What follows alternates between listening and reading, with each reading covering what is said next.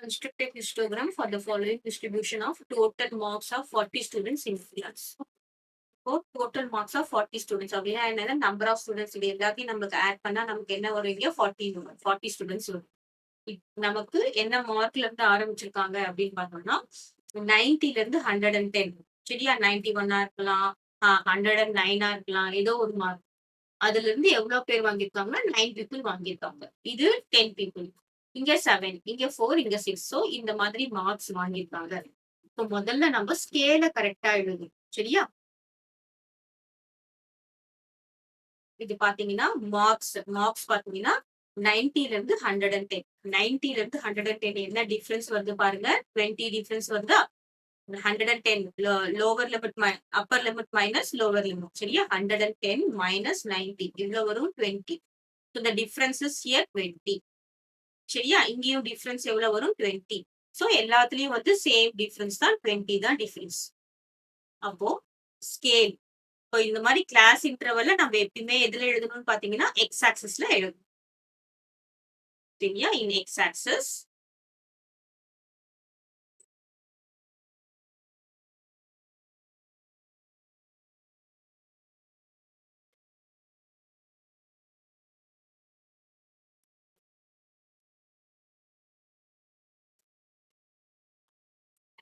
இப்போ நான் ஸ்கேல் எழுதுறேன்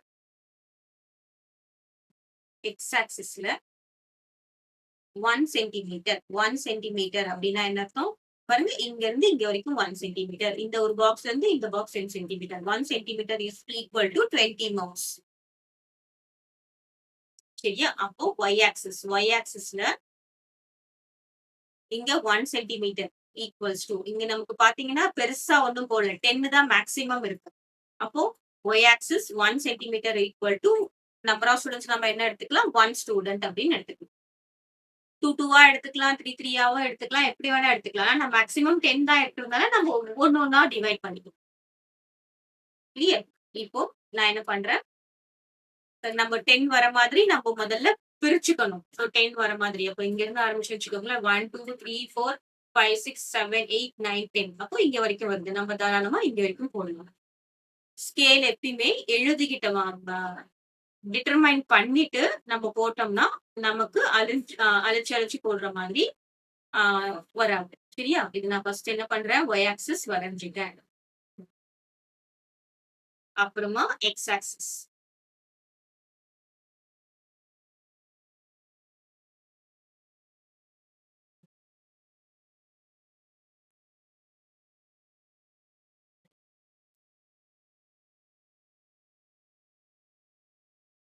இப்போ இங்க எக்ஸ் ஆக்சிஸ் வரைஞ்சிட்டேன் ஓகேவா So this is x-axis, this is y-axis. X, இது என்ன சொல்லுவோம் x dash சொல்லுவோம் இது y, இது y dash.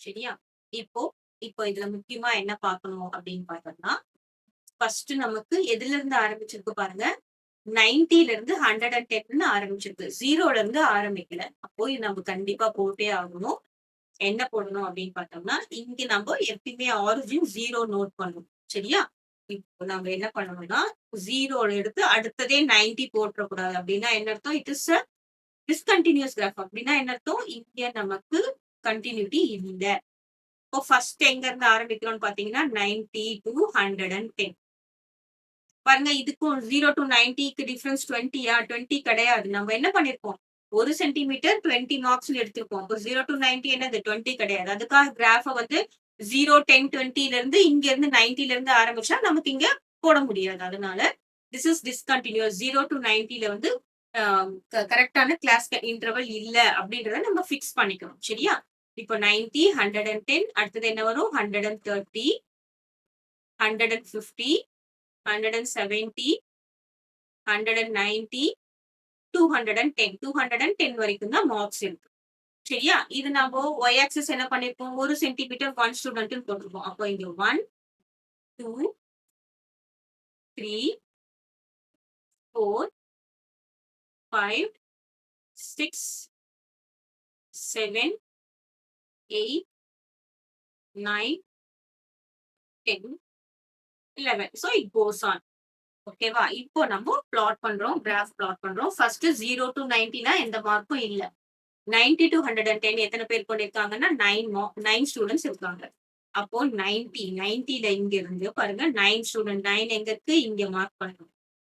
சரியா? 90ல இருந்து 110 வரைக்கும் 9 ஸ்டூடண்ட்ஸ். கிளியர்? அடுத்ததா 110ல இருந்து 130. இப்போ 110ல இருந்து 130 எத்தன ஸ்டூடண்ட்ஸ் பார்த்தோம்? 5 ஸ்டூடண்ட்ஸ் பார்த்தோமா? 5 ஸ்டூடண்ட்ஸ். பாருங்க 110ல 5 மார்க் பண்றோம். சரியா? அப்புறம் 130ல 5 மார்க் பண்றோம். கிளியரா? ஏற்கனவே இங்க 110ல மார்க் பண்ணோம் இல்ல. இது லோவர் லிமிட், இது அப்பர் லிமிட். அப்புறம் இது லோவர் லிமிட், இது அப்பர் லிமிட். சரியா? நெக்ஸ்ட் 130ல 130 டூ 150 எவ்வளோ? 10 மார்க் பண்ணுவோம். சோ 130 என்ன? 10.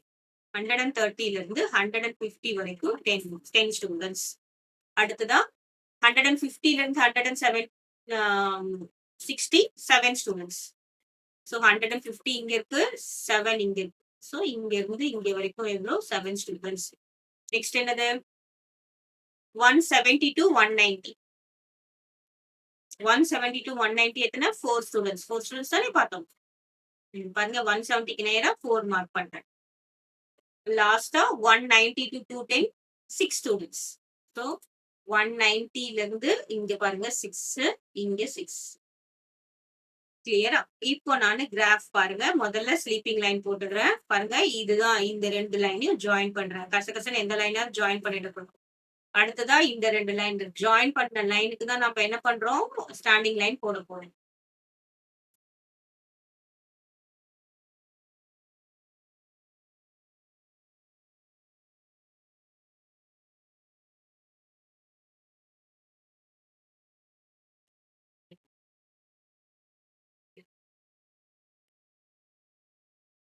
ஓகே.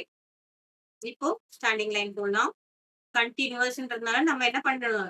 முன்னாடி சின்ன கிளாஸ்ல பார் கிராஃப் போட்டிருக்கோம். அது கன்டினியூஸ் கிடையாது.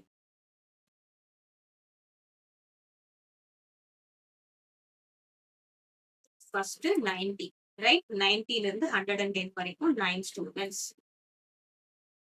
ஜாயின் பண்ணியாச்சு. அடுத்ததா 5 ஸ்டூடண்ட்ஸ். ஸோ இது ஏற்கனவே அந்த லைன் இருந்ததுனால இந்த லைன் மட்டும் போட்டாங்க.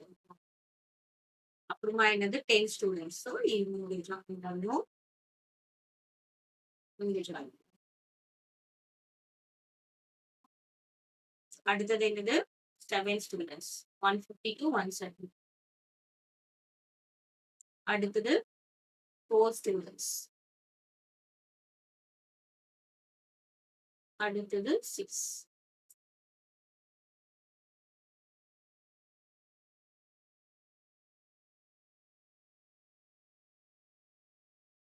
ஸோ 90 to 110 எவ்வளோ? இங்க 9 ஸ்டூடண்ட்ஸ். இங்க 5. இங்க என்ன? 10. இது என்ன ஜாயின் ஆகுது? 7. இங்க பாத்தீங்கன்னா 4. இங்க பாத்தீங்கன்னா 6. ஓகேவா? சோ இதுல நீங்க என்னென்ன இம்பார்ட்டன்ட்டா நோட் பண்ணணும்னா இந்த பாயிண்ட். கிளியர்? இது கன்டினியூஸ் இல்ல. இது 0 இல்லாம 90ல இருந்து தான் ஆரம்பிக்கிறோம்ன்றத பாயிண்ட் நோட் பண்ணணும். அப்புறமா 2 லைன் எப்படி இருக்கணும்? கன்டினியூஸா இருக்கணும். அதுதான் ஹிஸ்டோகிராம். கிளியரா?